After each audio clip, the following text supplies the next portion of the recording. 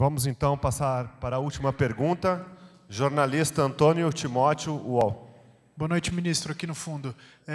Ministro, eu queria saber o que falta para a formalização da indicação do deputado Eduardo Bolsonaro ao cargo de embaixador brasileiro nos Estados Unidos. O que a Casa Civil está aguardando para encaminhar essa mensagem ao Senado Federal? Bom, primeiro, precisamos da ordem do presidente. A seguir, é encaminhado para a Comissão de Relações Exteriores do Senado Federal. E depois vai para o plenário do Senado Federal.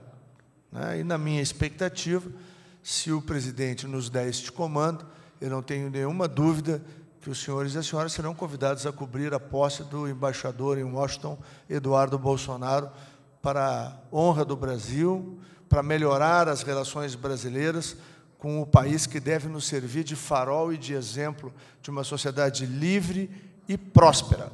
Podíamos lembrar, por exemplo, que há 200 e poucos anos atrás, o Brasil era muito mais rico que os Estados Unidos. O que é mesmo que aconteceu lá, que não aconteceu aqui?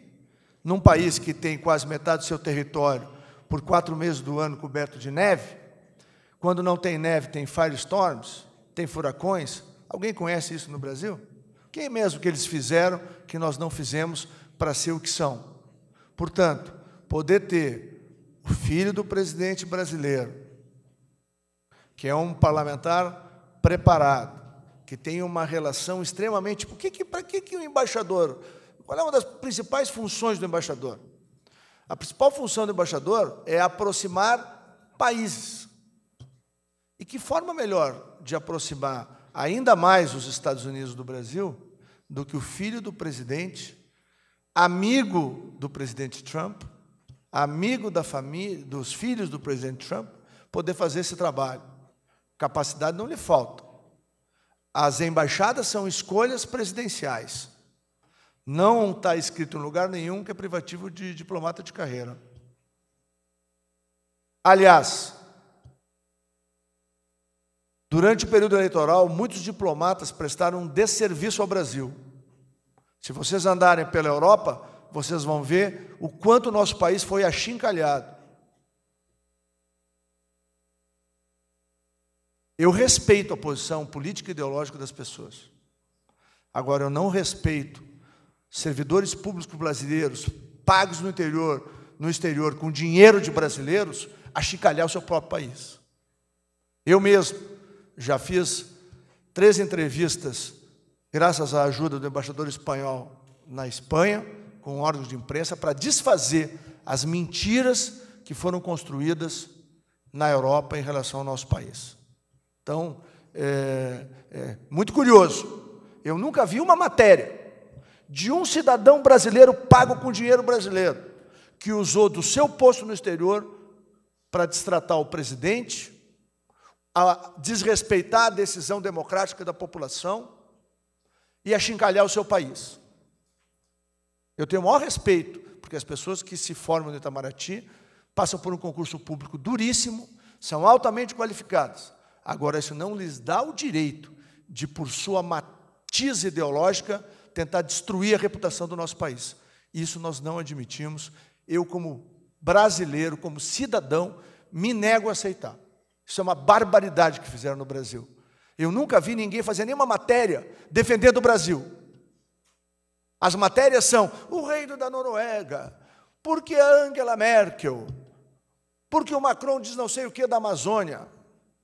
Vamos brincar com a internacionalização da Amazônia, para descobrir o dia que o comando de guerra na selva vai ter que botar em prática o que eles me ensinaram há 7 anos atrás. Deputado, nós não temos como impedir uma invasão estrangeira no Brasil diante da internacionalização possível da Amazônia. Agora nós treinamos e nos preparamos para que, se eles entrarem aqui, daqui eles não saem. Ali eu vi o amor pelo Brasil que muitos e muitos servidores de embaixadas brasileiras, particularmente na Europa e Estados Unidos, deveriam professar, e não professaram. Eu acho um desrespeito ao dinheiro dos impostos, que os sustenta com regalias, com automóveis, festas com bom uísque, e o país deles achincalhado apenas porque o povo brasileiro contrariou a sua posição ideológica. Eu não vi ninguém fazer matéria sobre isso. Agora, a escolha de alguém que tem uma relação pessoal com o presidente mais poderoso do mundo, por que isso é um erro?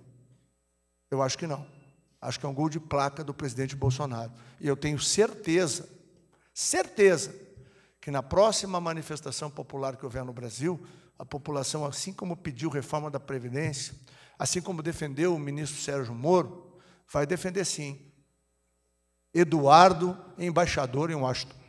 E o presidente tem um compromisso: tornar esse grande país uma grande nação. Mesmo os que são contra nós, lá na frente, vão agradecer o trabalho que o presidente Bolsonaro faz e fará nos próximos anos. Porque o país que nós vamos ter daqui 2 ou 3 anos será um país onde haverá oportunidade para todos. E será um país que a gente pode ver no presente com segurança e olhar para o futuro, para quem é pai, para quem é mãe, sem nenhum medo de ver que tem futuro para os seus filhos. O Eduardo fará parte da construção disso, numa aliança com um país que só tem coisas boas para nos dar. Os seus exemplos, os seus princípios, os seus valores.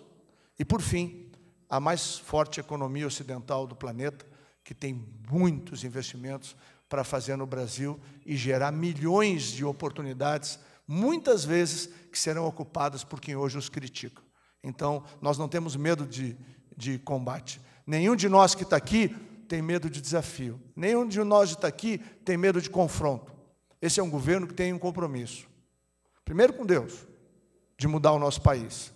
E depois com o povo brasileiro, com humildade e trabalho, de fazer o Brasil ser um grande país. E o Eduardo vai ajudar o Brasil, através da Embaixada de Washington, se Deus quiser, a ter uma relação ainda mais próxima com o governo americano.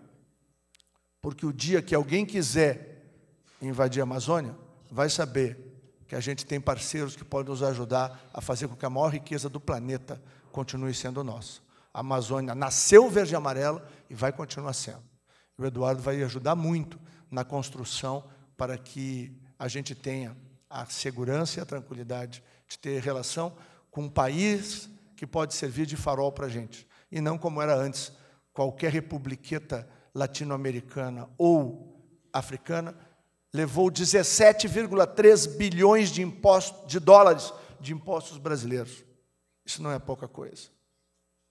A UTI que não funcionou, o oxigênio que faltou, o medicamento de uso contínuo que não foi entregue, se deveu ao que o PT fez. Pelo viés ideológico, tomou 17,3 bilhões de dólares dos brasileiros e entregou para países que já nos devem 2,4 bilhões de dólares de impostos dos brasileiros e brasileiras. O Eduardo não vai lá para fazer isso. Se o Eduardo for para fazer isso, é para trazer o dinheiro deles para investir aqui. Porque aqui é um bom lugar para investir. Então, me perdoem, mas eu senti falta das matérias condenando aqueles que destruíram a reputação do nosso país, apenas por ter uma diferença ideológica. O Brasil merece que cada um dos seus filhos ame esse país e tente fazer ele melhor. Esse é o nosso compromisso, esse é o compromisso do presidente Bolsonaro. Encerrada a coletiva, uma boa noite a todos e muito obrigado.